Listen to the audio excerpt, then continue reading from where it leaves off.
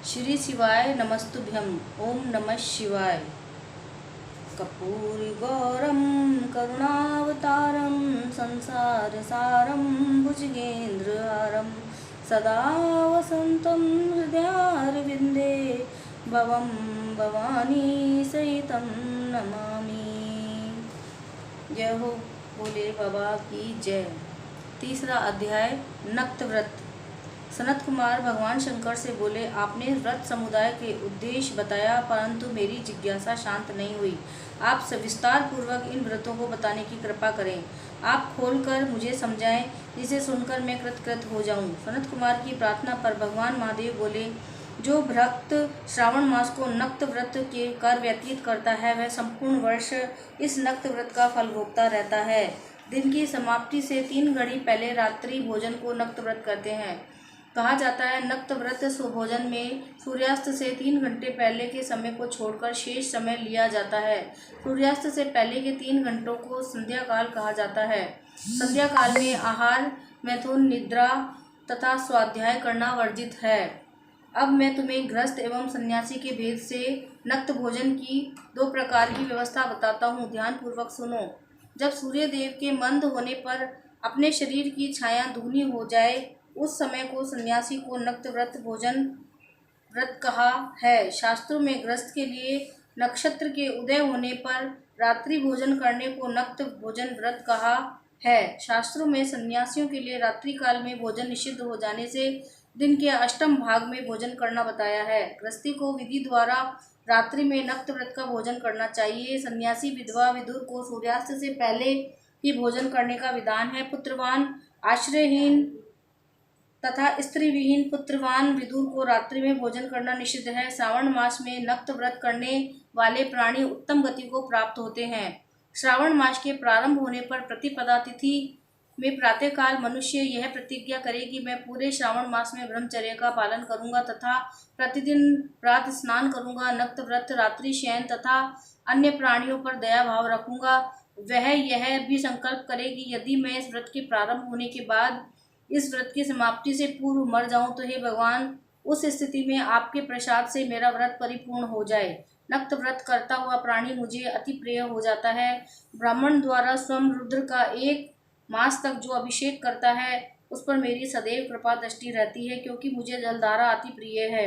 श्रावण मास में जो प्राणी अधिक स्वादिष्ट भोजन या उपयोगी वस्तु ब्राह्मण को देता है, वह मुझे बहुत प्रिय है। हे सनत कुमार, अब मुझे उत्तम लक्ष्य पूजा विधि को ध्यान पूर्वक सुनो।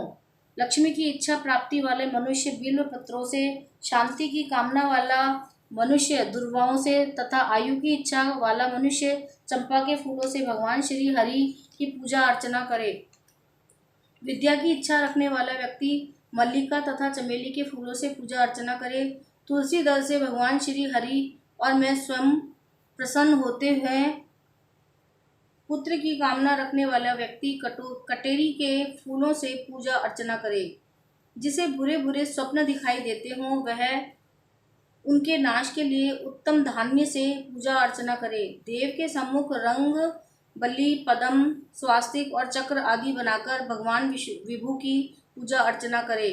संपूर्ण कामनाओं की पूर्ति के लिए सब पुष्पों से मनुष्य को पूजा अर्चना करनी चाहिए। लक्ष्मी पूजा करने से मैं भगवान शिव सदा प्रसन्न रहता हूँ। अंत में उद्यापन करना चाहिए। उद्यापन के लिए मंडप बनवाकर उसके तीसरे भाग में वेदी बनानी चाहिए। पुण्याह वाचन कर आचार्य का वर्ण करना चाहिए। मंडप में बैठकर रात्रि जागरण कर वेद पाठ कराना चाहिए। वेदी पर उत्तम चतुर्लिंग भद्र बनाकर उसके मध्य भाग में चावलों से सुंदर कैलाश का निर्माण करना चाहिए। उस वेदी में यथास्थान तांबे का कलश स्थापित करना चाहिए।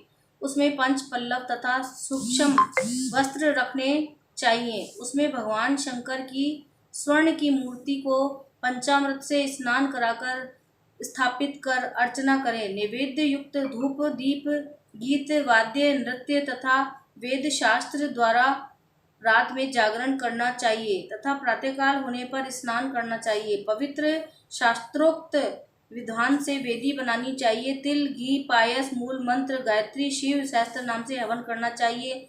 जिस मंत्र से पूजन किया है, उसी मंत्र से हवन करना चाहिए।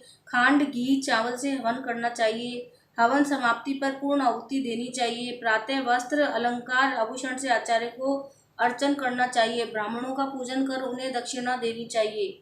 जिन मंत्रों से भगवान शिव की लक्ष्य पूजा की है उन चीजों को दान करना होता है। स्वर्ण निर्मित भगवान शंकर की मूर्ति का अर्चन करें। यदि 1 महीने तक दीप जलाया हो तो उसको दान में देना चाहिए।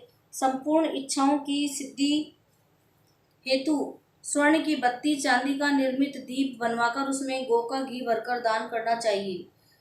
ब्राह्मणों को भोजन कराकर दक्षिणा दें। इस प्रकार जो मेरी अर्चना करता है मैं उस पर सदैव प्रसन्न रहता हूँ। जो मनुष्य श्रावण मास में अपनी प्यारी वस्तु का त्याग करता है वह मुझे अर्पण की जाती है। तो हे मुने, उस फल को सुनो। इस लोक में तथा परलोक में वह वस्तु लाख गुना होकर मिलती है। निष्काम भाव से त्यागने पर उत्तम गति की प्राप्ति होती है। जो भक्त मेरा रुद्री पाठ करता है वह प्रति अक्षर करोड़ वर्ष तक रुद्रलोक में निवास करता है। पंचामृत के अभिषेक से मोक्ष की प्राप्ति होती है। श्रावण मास में धरती पर सोने वाले मनुष्य को हाथी दांत से बनी हुई या चंदन निर्मित नवरत्न से जड़ी हुई मृदु गरुड़ चिन्ह वाली रुई से भरी कपड़े की रजाई और तकिए के से संपन्न शैया प्राप्त होती है।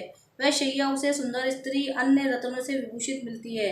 श्रावण मास में जो आदमी ब्रह्मचर्य का पालन करता है उसका वीर्य अत्यधिक पुष्ट हो जाता है। तेजस्विता, बल, शरीर, दृढ़ता और धर्म कार्य में समस्त उपकारी चीजें उसे मिल जाती हैं। जो आदमी इस मास में मौन व्रत कर रखता है, धारण करता है, वह श्रेष्ठ वक्ता हो जाता है। मौन व्रत दिन या रात या भोजन के समय रखा जा सकता है। मौन व्रत में यदि मनुष्य घंटा तथा पुस्तकें दान करता है तो उसे सब शास्त्रों की जानकारी स्वयं प्राप्त हो जाती है।